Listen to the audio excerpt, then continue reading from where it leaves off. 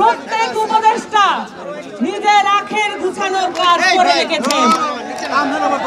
রক্তের মধ্য দিয়ে তাদেরকে সরকারে বসিয়েছেন। খবর পেলাম তারা নাকি ৩০০ কোটি টাকা কোন মন্ত্রণালয়ে গাড়ি কিনছেন, কিন্তু শিক্ষকদের জন্য বেতন ভাতার জন্য বাড়াতে গেলেই তাদের কাছ থেকে শুনতে হয় সরকারের কাছে টাকা নাই। প্রত্যেক উপদেষ্টা নিজের আখের গুছানোর কাজ করে রেখেছেন এবং আমাদেরকে দুঃখের সাথে লক্ষ্য করতে হচ্ছে এই ইন্টারিম গভর্নমেন্ট, যে গভর্নমেন্টকে এত আশা আকাঙ্ক্ষার মধ্য দিয়ে আমরা প্রতিষ্ঠা করেছি, সেই ইন্টারিম গভর্নমেন্ট আজ মানুষের বিপক্ষে এসে দাঁড়িয়েছে, শিক্ষার বিপক্ষে এসে দাঁড়িয়েছে। কোটা সংস্কার আন্দোলনের পরে গণঅভ্যুত্থান পরিলক্ষিত হয়েছে। তারপরে আমাদের একটা আশা ছিল বাংলাদেশে একটি শিক্ষা কমিশন গঠন করা হবে। বাংলাদেশের শিক্ষা ব্যবস্থা প্রণোদিতভাবে ধ্বংসের পর্যায়ে নিয়ে যাওয়ার যে চতুরতা শেখ হাসিনা দেখিয়েছে, সেটাকে ঠেকিয়ে দেওয়ার চেষ্টা ইন্টারিম গভর্নমেন্ট করবে। দুঃখের সাথে লক্ষ্য করলাম পুরো দেশটাকে নির্বাচনের দিকে ঠেলে নেওয়া হলো, কিন্তু আমার প্রিয় শিক্ষকদের, আমাদের ছাত্রদের, শিক্ষার্থীদের আশা আকাঙ্ক্ষা পূরণ করার কোন উদ্যোগ নেওয়া হলো না।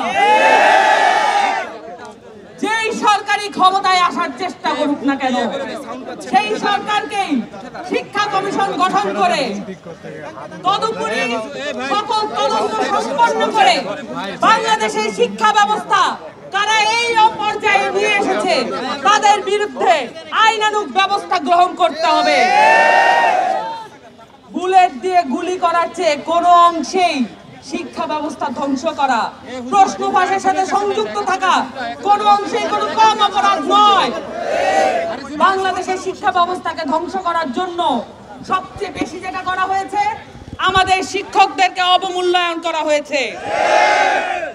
আমাদের প্রিয় শিক্ষকদেরকে ট্রেনিং থেকে শুরু করে তাদের বেতন ভাতার ব্যাপারে চরম উদাসীনতা প্রকাশ করা হয়েছে। 20% বাড়ি ভাড়া দেওয়া লাগবে, এটাও যদি ইন্টারিম গভর্নমেন্টের কাছে চাওয়া লাগে, তাহলে তাদের অবস্থান দেখে আমরা পরিষ্কার বাংলাদেশকে উন্নত করার জন্য, বাংলাদেশের শিক্ষা ব্যবস্থাকে প্রত্যেক ঘরে ঘরে পৌঁছে দেওয়ার জন্য তাদের আন্তরিকতা কতটুকু। এই বেতন, যে বেতন তারা অফার করছেন, সেইটা দিয়া কোন ধরনের স্বাভাবিক একটা নিম্নবিত্ত পরিবারও চলতে পারে না। উদ্দেশ্যমূলক ভাবে আমাদের শিক্ষকদেরকে নিম্নবিত্ত পর্যায়ে তারা রাখতে চান। তারা চান তারা যেন শিক্ষক হিসেবে নিজা আনন্দ নিয়ে ক্লাসরুমে পড়াতে না পারে। এবং আমরা শিক্ষা উপদেষ্টা নিয়োগের পরে মনে করেছিলাম তিনি যেহেতু নিজে শিক্ষক, তিনি শিক্ষকের মর্যাদার জায়গাটা বুঝবেন। অবাক হয়ে লক্ষ্য করলাম মাইলস্টোন ট্র্যাজেডির পরে তার নপুংসকতা এবং তার ব্যাপারে সব পর্যায় থেকে অভিযোগ, উনি কাউকে সময় দিতে চান না।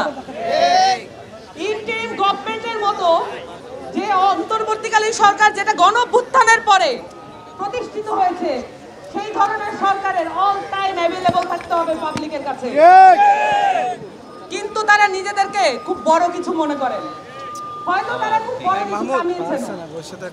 এই জন্য তারা আমাদের এই প্রান্তিক শিক্ষকদেরকে মূল্যায়ন করতে কোনোভাবেই রাজি করেন না এবং এমপিওভুক্ত শিক্ষকদেরকে জাতীয়করণ করার বিষয়েও তাদের সাথে কথা বলা তো দূরের কথা, আমরা বাড়ি ভাড়া আর তাদের মেডিকেল যে ফি সেইটা বাড়ানোর ক্ষেত্রেও আমরা দেখি তাদের সাথে যোগাযোগ করা যাচ্ছে না।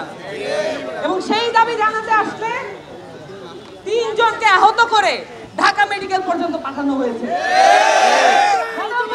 পরে ইনকিলাবের পরে আমরা এই ধরনের চিত্র দেখতে চাই নাই। আমরা এনসিপির পক্ষ থেকে সবসময় যৌক্তিক দাবির পক্ষে দাঁড়িয়েছি, আপনারা দেখেছেন সেটা। বিশেষত শিক্ষা ব্যবস্থা নিয়ে এনসিপি সবসময় কাজ করবে, শিক্ষকদের পক্ষে দাঁড়াবে, এটা আমাদের প্রতিজ্ঞা।